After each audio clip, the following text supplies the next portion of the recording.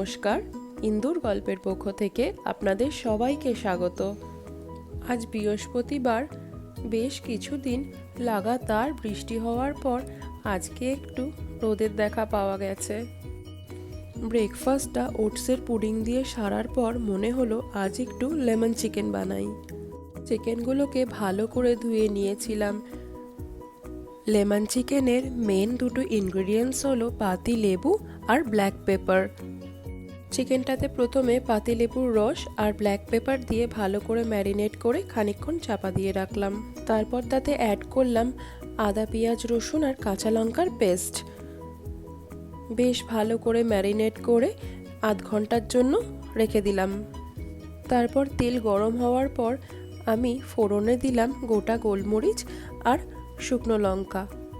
এরপর ম্যারিনেট করা চিকেনটা দিয়ে দিলাম আর তাতে অ্যাড করলাম পরিমাণ মতো নুন। এই চিকেনটা রান্না করতে আমি একটা গোটা পাতিলেবু ইউজ করেছি। গোটা রান্নাটাই হবে লো ফ্লেমে। রেডি হয়ে গেছে লেমন পেপার চিকেন। ও আর একটা কথা বলা হয়নি, লেবুর রসটা আপনারা নিজেদের স্বাদ মতো ব্যবহার করবেন। এখন সূর্যাস্ত হচ্ছে, আকাশটা কি অপূর্ব দেখতে লাগছে, তাই না?